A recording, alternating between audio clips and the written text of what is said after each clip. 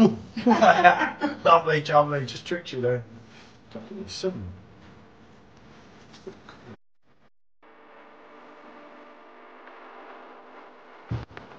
That's got to be reviewed, especially on the Perfectdraft bow. And it's quite a bit heavier.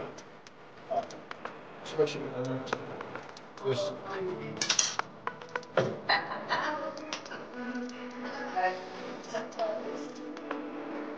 Oh, Jesus.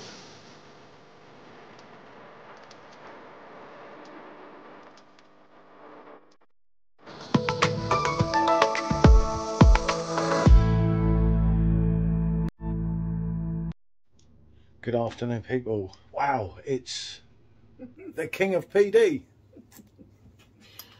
Oh dear. You've not had enough of that, have you? She does, she loves it really.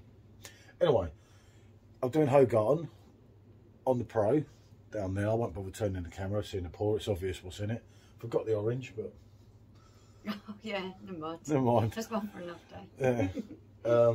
Blanc, our friends in France, as you know.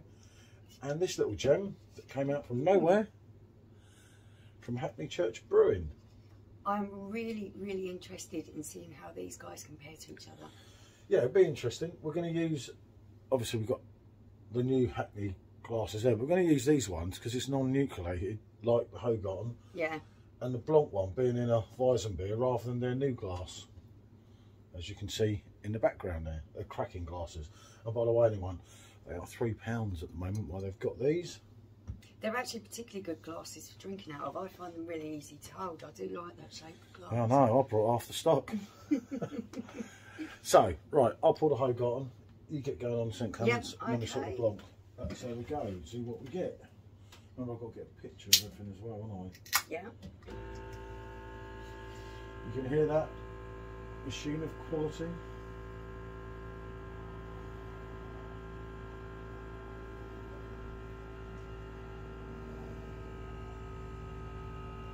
There's that one. As you can see, it's our friend Hoegaarden. Bottle opener. All right, there's one there. Hold on. Just to give some chance to settle. Can't win them all. Nope. You could say that again. So, Kronenbourg Blanc coming in at 5%, isn't it? Yep, that's 5% definitely. Yeah. So, into your Blanc glass. I don't know, I'm so good at this, do you? Lots of experience. Yeah, poor Loads rules. of practice. Practice makes perfect, eh? So they say. So, let's get the second one in so it don't feel left out. Wow, I am just getting such a citrusy aroma There you and go. vibe coming from these drinks without putting them anywhere near my nose. The smell is absolutely glorious. A man that can pour, Oh, she's nice. a lady that can't. One out the draft machine, one out there. Shall I put a... If I just put that in so we know what it is, and you can put that near. I'll put the top this up a little bit. Slightly more than a pint, isn't it, this, but it doesn't matter. So, There we go. that's it. You move that over. That's a pour and a half you've done I there. know, it's amazing. A bit flaky in that. Oh, I haven't got my phone. Okay. Yours. Okay. Yeah, I was going to say mine's over there. You can use mine. That isn't a problem. Good. Shouldn't open this phone up. I don't know what I might get. I better not go on Messenger, people. Nothing too exciting. That's why I've got no lock code on it. No, that's because you can't remember it when you're drunk. Don't lie. Right, hold on. Let's get a shot here. Bang. And another one just in case. And one of the Ho on its own. And one of the Blanc. There you go. So, there's some different pictures, right? Okay. That's that bit out of the way. Do apologise, people. Well, I'm looking at the colour of these guys, and yeah, the Hoegaarden and the Blanc are looking really, really similar in the glass. They've got that nice haziness, frothy head on there. They're lighter in colour than the St Clements. Slightly, yeah. There is a slight difference. There's a slight difference in all, but yeah, they're more similar. We have done Hoegaarden cans against Blanc cans before in Malaysia, didn't we? Yeah, we did. And I've got to say the Hoegaarden, which you said as well, did beat the Blanc. We've also done the St Clements versus the Blanc, and again the Blanc lost.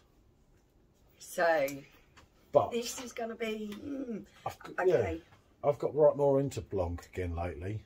It's a shame about its UK owners, but you can't have it every way. You've got orange, you've got coriander in there. I am picking up the spiciness from this. Yeah, so the herb kind of smell. And it's giving it time to settle. Yeah, that smelling, you are still getting citrus, but you're really smelling a wheaty kind of smell in there, almost bready. Yeah, it's different, isn't it? It smells halfway like a pot. Not that I'd know, but yeah. There are some herbal notes in there, yeah. It's a bit skunky after the Hoegaarden, if I'm honest. That's more like the Hoegaarden. Definitely. Definitely. I mean, I've never thought, you know, we've done reviews already. I'm picking up quite a sweet malt in there. There's also a little hint of maybe honey kind of smell in there.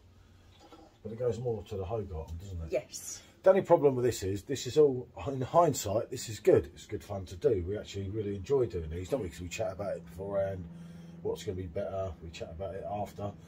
The problem is, as we found out when you're trying to distinguish things the other day with these, some drinks really bounce off each other, and some don't. Some don't, and it can change your taste experience. 6 minutes in, we better start drinking it. Okay.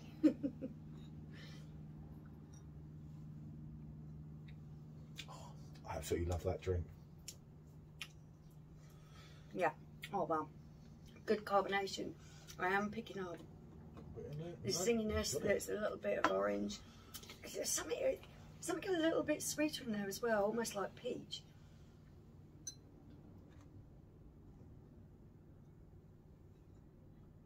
Oh, that is handsome. That's handsome as well. The Hoegaarden has got that more sort of coriander kind of taste to it. It does taste a little bit more herby for me. They don't smell good, this, compared to no, it doesn't. I hate to say that. It doesn't smell drinking as this good. at the weekend and absolutely loved it. They were flowing down.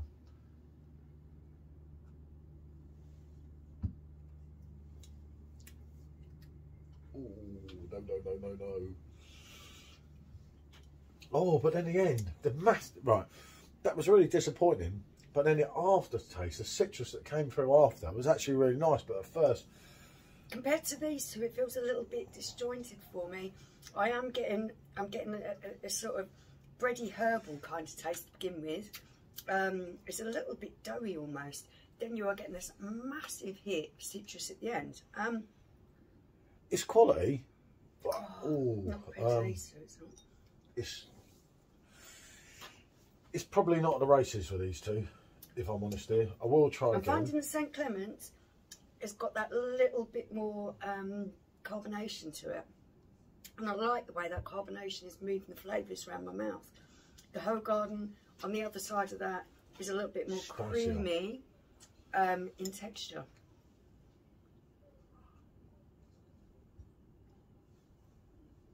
It hasn't held its head well either.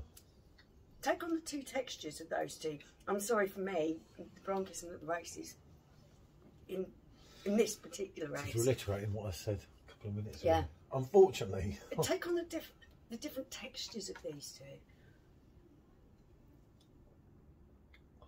That's so smooth though. And yeah, it does have the creaminess. The carbonation on that is so very slight. It is giving it a creamy quality. This was my hero back in the 90s, but Jesus. I love the fruit in this. That is full of fruit flavours. It tastes a little bit banana-y. It's got that hint of citrus, orange. And I'm also picking up something a little bit sweeter like peach. Oh yeah, I'm really liking the fruit flavours in that. Really stand out for me. Oh, it's definitely top drawer. There's a lovely aftertaste you get with that, which is like mixed fruit, not just banana based. No, it's not. You've got that kind of orange citrus zestiness to Jacob's I mean, that's the head brewer at Hackney Church Brewing. Has got it absolutely right with that. When I say that is absolutely lovely. I like it's a nice fine carbonation, but it is there. It is moving the flavours around. I do like that, but I also like the creaminess of the Hoegaarden. I love Hoegaarden. I've drank Hoegaarden for 20 odd years, so. If you're more into your fruity kind of vibe than that herbal sort of coriander that you get from drinks like Hoegaarden, you probably would prefer St Clements, I think. Hoegaarden takes a beating though. Oof. I like ice styles a lot. Unfortunately, just the Blanc put up against these two, it just isn't coming anywhere close for me. I don't even want to go in and drink any more of it. It's just too citrusy. That citrus hit is massive, isn't it? Right, how could I explain it? Right, this is a way of explaining it, because I'm getting really confused here, hence why I'm quiet. I know it don't take a lot to confuse me, I know that already, but, right, I keep trying to think of what I'm going to say and getting a word in edgeways with this one. It's quite excited about this, which is good, right? It's like this. Yeah, go on. This is one-dimensional. These two are 3D. They've got their own differences, which you rightly stated. Some of them I'd beg to differ on, but as I said at the beginning, as you said, this is just not compared to them. These two are bouncing off each other really well. Really well. And to think a UK brewer is competing with the big boys. What is an all-time favourite for me? Hoegaarden's one that I can always go and drink, whether it's wintertime, summertime, whatever kind of mood I'm in. It's not going to mess you up because it's not massively strong, but you still get a nice buzz off it. 5 and 5. These two, like you say, they bounce off each other. I can't say I like one more than the other, to be fair. They have got their differences, but I'm enjoying them both for those differences. They are, yeah. That's delivered. I mean, like I say, it was all by luck. And a lot of you, if you watch us, you'll know that we found this by accident. I won't go into all that because the video's already going on long enough. But what a beer that is, yeah. Don't get me wrong. Is it similar? Like, imagine if you had that on Perfectdraft. Is that too similar to that? Because no, for you've me got it your isn't. Fruity element there. Yeah. But in the here, like we're saying, you've got a more spicy one. That could compete on the machine, without a doubt, I think. Yeah, I think it could. Definitely. You know, I've got to be honest here. I've just one last try on this because I really hate saying this about Blanc because I shout about Blanc. When you're drinking it as a standalone beer, it tastes lovely. It's very drinkable. Put it up against these two guys. It's too citrusy. It's not competing with these two. No, you're not getting your banana element. It's like you're just getting that massive hit of citrus at the end. It's just not too nice as you're drinking it. And the citrus, yeah, on its own, is kind of good. It's kind of doughy. But it's just, I don't know. On the front end. It's like there's something missing from the Blanc. And I'm telling you now, I want anyone to try this. I am. Oh. Try these three together. Wow. Yeah, that's a real kick of citrus at the end, isn't it? It's just a bit too much, I feel. Whereas these, both of them, the flavours that are in them are really nicely balanced out. I think that's why they're playing nicely with each other. You're drinking one and drinking the other, and it's enhancing the flavours of each of them. I do love a Hoegaarden, I must admit. But yeah, there is differences between the two of them, obviously. But I'm telling you that this one's okay. The main difference is that's a little bit more carbonated. This one's very smooth, creamy in the mouth. More very herbie coriander on the Hoegaarden at the end. A little bit more fruity sweetness in this. Yeah, I could go along with that. But unfortunately, they do bounce off each other very nicely. The Blanc's not on the races. If I was choosing one, I'd have to keep to Hoegaarden. I can't actually pick out of these two because I'm really enjoying sipping both of them, and they're elevating each other. They're really working well together. They are bouncing off. So I'm not going to pick one or the other of those. Unfortunately, this one just when put against these two. Yeah, well, it wasn't close in Malaysia. But then you sort of like think, oh well, but it was a long time ago. The Blanc is a grower. When you sit and drink it as a standalone, yeah, it is a grower. You do enjoy it. It's quite a it's not pleasurable bouncing drink, off but it's that way, not playing or that nicely way. with these two. It happens, doesn't it? What can you say? It was worth doing. I said we'd do it to a few people for a little while now, isn't it? Well, it's just interesting to see, isn't it? Lovely to see a UK company delivering. Yeah. Absolutely lovely, and it really does make it for me. As I say, yeah, it helps where we met them personally and everything, didn't we? But yeah, but when we first tried these beers, we didn't know anyone from the company. It was no, purely their product that spoke, well, shouted volumes about how great. I wanted to harass them at Brew London, you see. So there's a lot more to it than that. But yeah, no, we didn't. We just got lucky to pick a Weissbier that wins in England and delivers is fantastic. I never thought you'd get in a million years, if I'm honest. And I just thought, oh god, I can remember opening it like with a sourdough. To stand up and not only hold its own, but to bounce off a giant like Hoegaarden. Yeah. Well, yeah. Definitely delivered. Right, I think we've gone on for long enough. Yeah. Don't think there'll be many getting to the end of this one. No, probably not. So, unfortunately, that's a no. I know, self-explanatory. It's a double yes. Right, thanks for watching. Bonjour.